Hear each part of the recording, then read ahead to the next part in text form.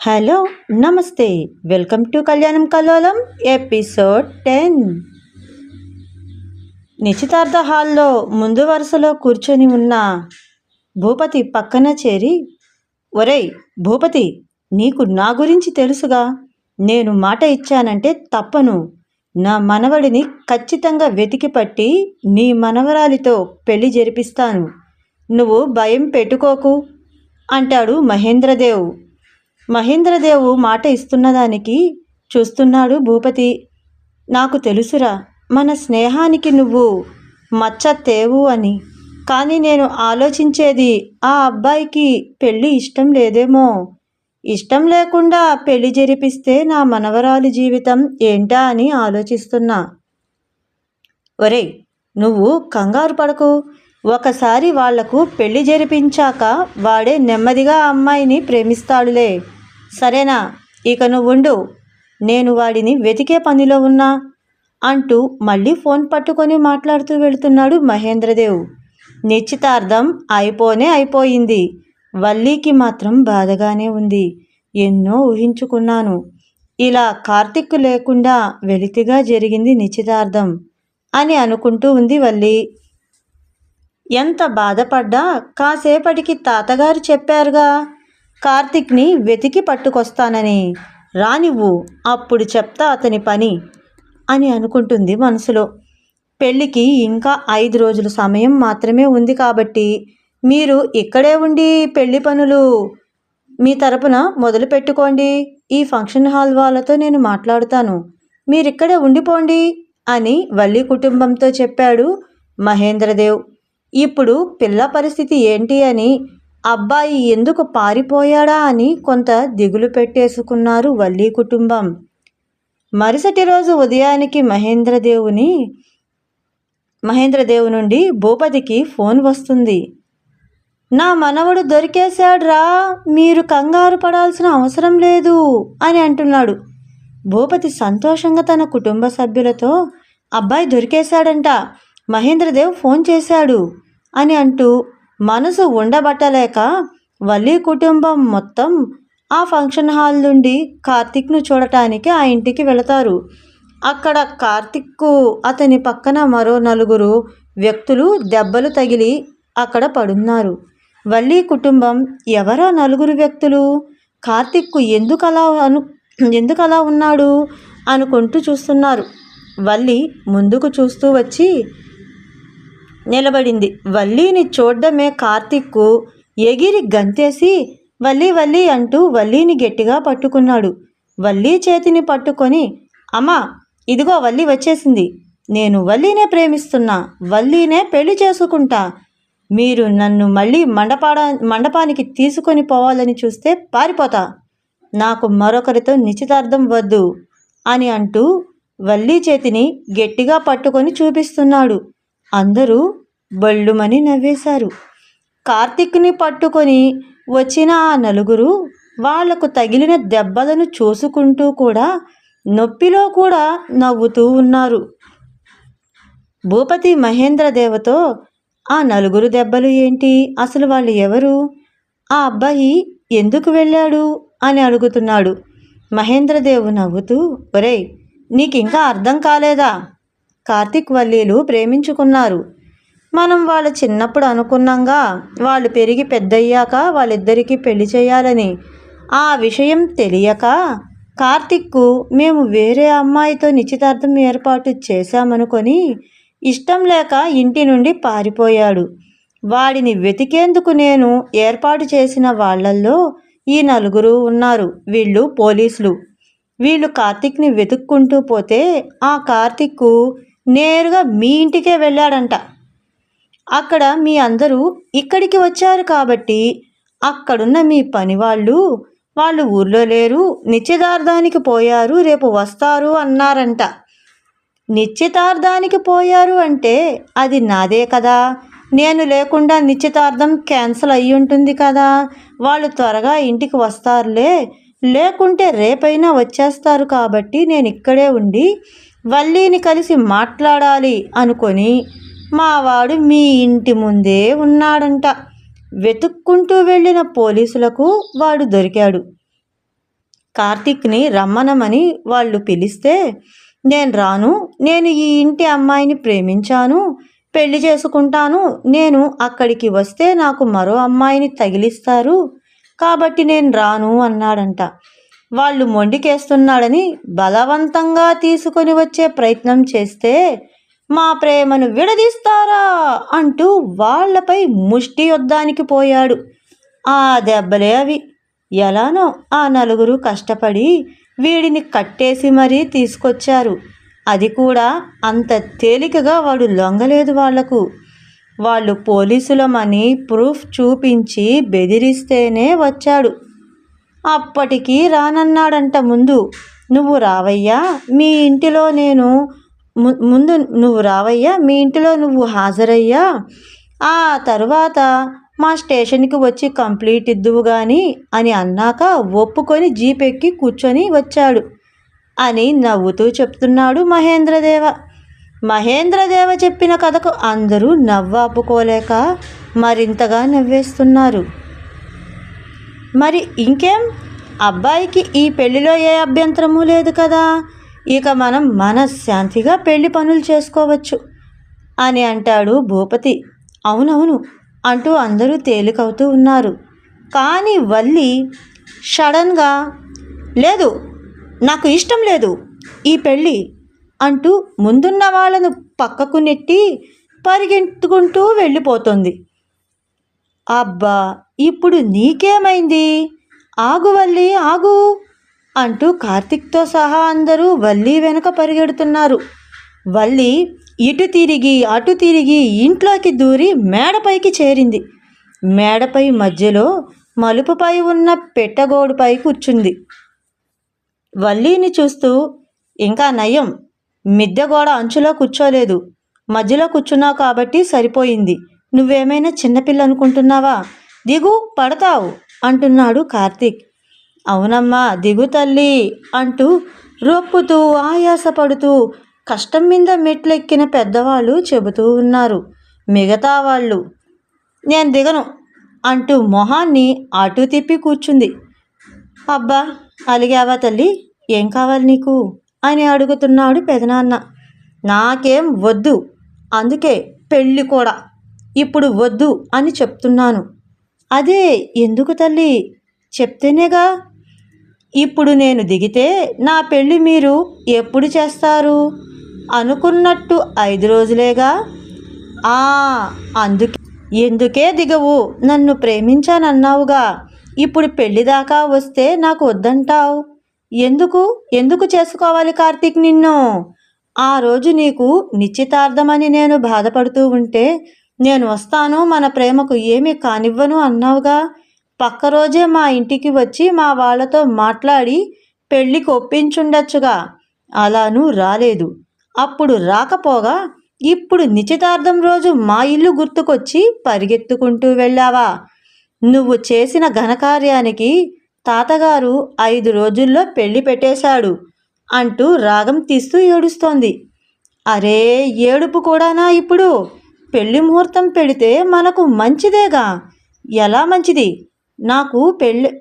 నాకు పెళ్లిపై కొన్ని ఆలోచనలున్నాయి సార్, అది నీ కారణంగా తీరట్లేదు. ఏంటి?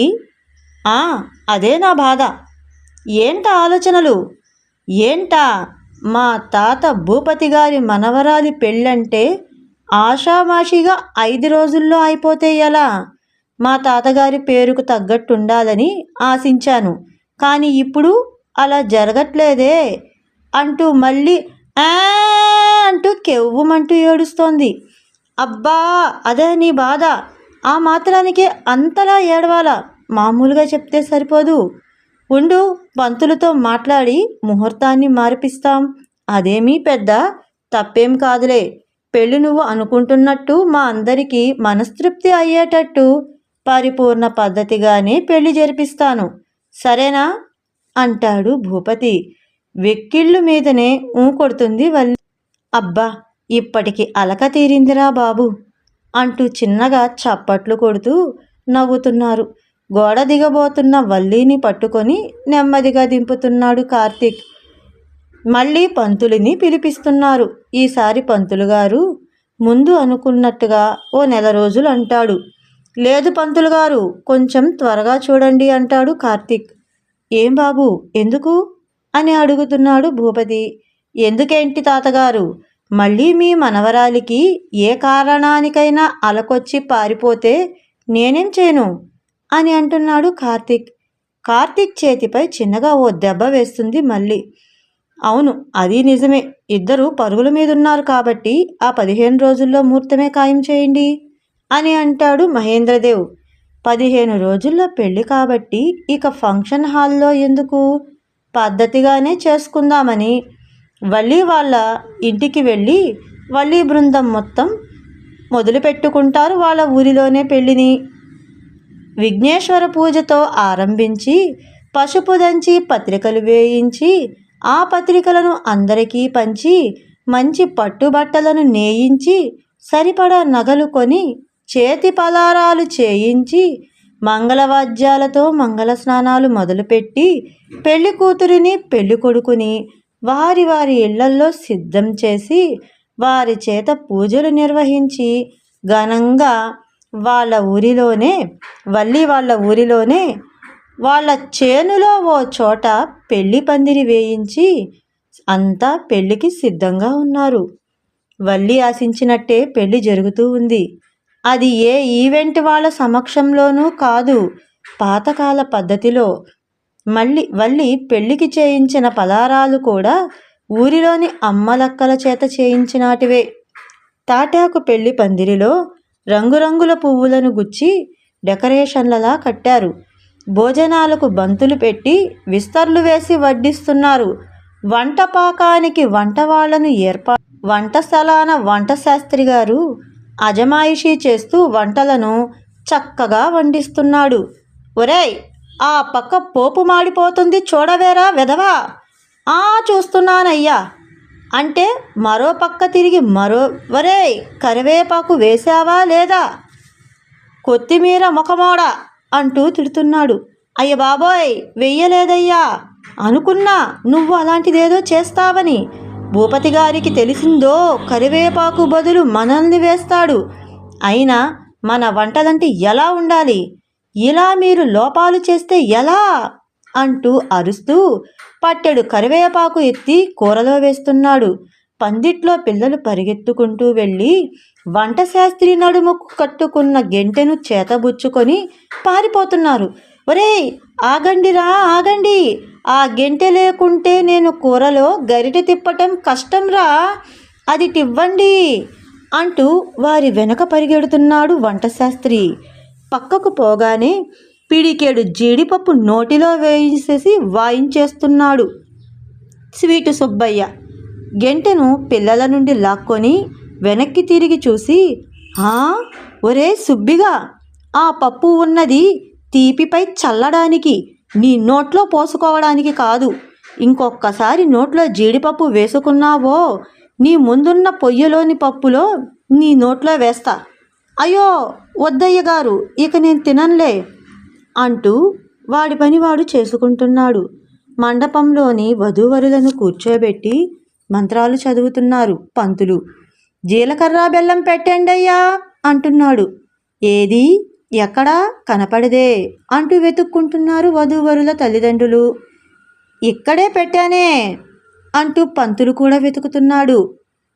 ఏది బావా, ఇందాక నువ్వు తమలపాకుపై స్వీట్ పెట్టించావే అవి నేను దారిలో పోతూ పోతూ తినడానికని దాచుకున్నాగా అని అంటాడు పంతులతో వచ్చిన తోడి పంతులు. ఒరేయ్, అది తినడానికి కాదురా, వాటిని తీసి వాళ్ళకివ్వు, అవి పెళ్లితంతురా వెధవా, పెళ్లితంతు అంటూ ఆ తోడు పంతుల భుజంపై 2 చరుస్తున్నాడు. అందరికీ నవ్వొస్తుంది. ఆ జీలకర్ర బెల్లం వధూవరులు ఒకరినొకరు పెట్టుకుంటున్నారు. జీలకర్ర బెల్లం పెట్టాక వారి మధ్యనున్న తెరచాప దించగానే వధూవరులను ఒకే పీటపై కూర్చోమంటున్నాడు పంతులు. అయ్యో భగవంతుడా, ఈ కార్తీక్ బాబును నువ్వే చూసుకోవాలయ్యా అంటూ దేవుడికి దండం పెట్టినట్టు తలపైకెత్తి చెబుతున్నాడు వల్లి మేనత్త భర్త. అతన్ని చూస్తూ కార్తీక్, ఏమైంది బాబాయ్, ఎందుకలా అంటున్నారు? ఏమీ లేదయ్యా, ఇక నుండి మా పిల్లతో నువ్వు ఎలా వేగబోతున్నావోనని నీ గురించి తలుచుకుంటే బాధగా ఉంది అని సరదాగా మాట్లాడుతున్నాడు. మామయ్య అంటూ వల్లి కోపంగా చూస్తోంది. కార్తీక్ ఆమెను చూస్తూ, అవును బాబాయ్ గారు, మీరు చెప్తుంటే నాకు ఇప్పుడే అర్థమవుతూ ఉంది అని అంటున్నాడు. అంటే కార్తీక్ బాబు, అప్పుడే మా అమ్మాయికి భయపడుతున్నావన్నమాట అని అంటున్నాడు జగపతి. అందరూ గట్టిగా నవ్వుతున్నారు. పంతులు మళ్ళీ ఓ 4 మంత్రాలు చదివి, బాబు మాంగళ్యధారణ కానివ్వండి అంటూ కార్తీక్ చేతికి మాంగళ్యాన్ని అందిస్తున్నాడు. దాన్ని అందుకున్న కార్తీక్ తన జీవితంలో జరుగుతున్న కొత్త మార్పుకి ఎక్కడో ఓ మూలాన చిన్న భయంతో లైట్గా వణుకుతున్నాడు. అయ్య బాబోయ్ సార్, మీరు మిస్టర్ హీరో గారు ఎక్కడా తొనకని వారు ఇప్పుడు వల్లి మెడలో తాళి కట్టడానికి వణుకుతున్నారేంటి అని అంటుంది వల్లి ఫ్రెండ్ రమ్య. అందరూ చిన్నగా నవ్వుతున్నారు. కార్తీక్ ముందుకు వంగుతూ ఉండే కొద్దీ వల్లికి కూడా కొంచెం భయంగా అనిపిస్తూ ఉంటుంది. వల్లి టెన్షన్ని చూస్తూ, రమ్య నువ్వెందుకే టెన్షన్ పడతావు, ఇక మీ ఆయన కదా టెన్షన్ పడతాడు అంటూ వల్లిని ఆట పట్టిస్తుంది. కార్తీక్ తనను ఇష్టపడిన అమ్మాయిని తన ప్రేమ గెలుచుకున్నందుకు సంతోషపడుతూ ఆమె మెడలో 3 ముళ్ళు వేసేశాడు. మాంగళ్యధారణ వాయిద్యాల మధ్య మంగళసూత్రధారణ జరిగిపోయింది. తలంబ్రాలకు సిద్ధం చేయండి అని అంటున్నాడు పంతులు. సరేనంటూ మేనత్త తేవడానికి వెళ్ళింది. వల్లి మేనత్త వెనక్కి వచ్చి వల్లి తల్లితో, వదినా తలంబ్రాల సంచి కనపడట్లేదు అని అంటుంది. పంతులు వీళ్ళ నిశ్చితార్థం నుండి ఇప్పటి వరకు వేగుతూ అలసిపోయి, అబ్బా ఏంటయ్యా ఈ కల్లోలం, ఏది సవ్యంగా ముందే చూసుకోరా అని కోపంగా తిడుతున్నాడు. ఇదిగో ఇక్కడుంది, నువ్వు సరిగ్గా చూడలేదు వదినా అంటూ వల్లి చిన్న పెద్దమ్మ సంచిని తీసుకొని వచ్చింది. ఆ తలంబ్రాలను ఒకరిపై ఒకరు చాలా ఉల్లాసంగా పోసుకుంటున్నారు. చుట్టూ ఉన్న బంధువర్గం అంతా సరదాగా ఆట పట్టిస్తున్నారు. అలా పూర్తయిన పెళ్లి మండపంపై కూర్చొని అతిథులందరి నుండి నమస్కరిస్తూ ఆశీర్వాదం తీసుకుంటున్నారు. ఒక పక్క భోజనాలు జరుగుతున్నాయి, మరో పక్క అతిథులు వధూవరులను దగ్గరగా వచ్చి ఆశీర్వదించి వెళుతున్నారు. అప్పుడు వచ్చాడు విశాల్ తండ్రి కార్తిక్కు షేక్ హ్యాండ్ ఇస్తూ, హలో మిస్టర్ కార్తిక్ అంటూ వారి పక్కనున్న అక్షంతలను తీసి వాళ్ళపై వేసి ఆశీర్వదిస్తున్నాడు. విశాల్ని చూస్తూ భయపడిపోతున్నారు వల్లి రమ్యలు. కార్తిక్ భయపడుతున్న వల్లి చేతిని గట్టిగా పట్టుకున్నాడు. కంగారు పడకండి అంటూ కళ్ళతోని సమాధానం చెప్తున్నాడు. అక్షంతలు వేసిన విశాల్ తండ్రి కార్తిక్కు ఓ మంచి గిఫ్ట్ ఇస్తున్నాడు. విశాల్ తన తండ్రి భుజంపై గోకుతూ, డాడీ ఐస్ క్రీమ్ అంటున్నాడు. ఐస్ క్రీమ్ అడుగుతున్న విశాల్ను ఆశ్చర్యంగా చూస్తున్నారు కళ్ళు పెద్దవి చేసి. కార్తిక్ విశాల్ తండ్రితో, ఏంటి అలా ప్రవర్తిస్తున్నాడు అని అడుగుతున్నాడు. ఏం లేదయ్యా, ఆ రోజు ఏం జరిగిందో నాకు తెలియదు. వాడు కాలేజీలో గొడవ పెట్టుకున్నాడంటగా నీతో. నిన్ను ఏమీ చెయ్యలేక ఆ కోపంతో పీకల దాకా తాగి వేగంగా బండి నడుపుతూ చాలా దూరం వెళ్ళాడంట. అక్కడ రోడ్డులో ఉన్న గుంటలో బండిని దించి ఆ కుదుపు ఎగిరి దూరంగా ఉన్న చెత్త కుప్పలో పడ్డాడంట. అలా పడ్డ అతను చెబుతూ ఉంటే నవ్వొస్తున్నా బిగబెట్టుకొని మరీ వింటున్నారు అందరూ. చెత్త కుప్పలో పడ్డం వల్ల వాడికి దెబ్బలు తగలలేదు, కానీ ఆ చెత్త కుప్పల మధ్య ఉన్న కరెంటు పోలు వాడి తలకు తగిలి లోతైన గాయం తగిలింది. స్పృహ తప్పి పడిపోయాడంట. ఎవరో తెలియని వాళ్ళు చూసి హాస్పిటల్లో చేర్చి మాకు ఇన్ఫర్మేషన్ ఇచ్చారు. మేము వెళ్ళి వాడిని చూసుకున్నాం. మొత్తానికి డాక్టర్లు ఏం చెప్పారంటే వాడికి మతి స్థిమితం తప్పిందని చెబుతున్నాడు విక్రమ్ తండ్రి. అయితే ఇప్పుడు అతనికి బాగవదా అని ప్రశ్నిస్తున్నాడు కార్తీక్. అవుతుంది, దానికే వాడికి ట్రీట్మెంట్ జరుగుతూ ఉంది. కాకపోతే మతిస్థిమితం బాగైనా గతం మాత్రం గుర్తుకు రాదని చెప్పారు. పోనీలే, గతం గుర్తుకు రాకపోతే పోయింది. వాడు మామూలు వాడైతే చాలనుకున్నాను. ఇకనైనా వాడి రౌడీ తిరుగుళ్ళు మానుకుంటే చాలని ఆశిస్తున్నాను. ఇక నేను వెళ్ళొస్తాను బాబు అంటూ వెళ్ళిపోయాడతను. అలా పెళ్లి తంతు పూర్తయి భోజనాల్లో కూర్చున్నారు వధూవరులు కూడా. వాళ్ళ భోజనాలు పూర్తయ్యాక ఐస్ క్రీమ్ కప్పును సీరియస్గా చూస్తున్నాడు కార్తీక్. ఏంటి అలా చూస్తున్నావు, తిను అంటుంది వల్లి. ఈ ఐస్ క్రీమ్ గురించి చూస్తూ ఉన్నా.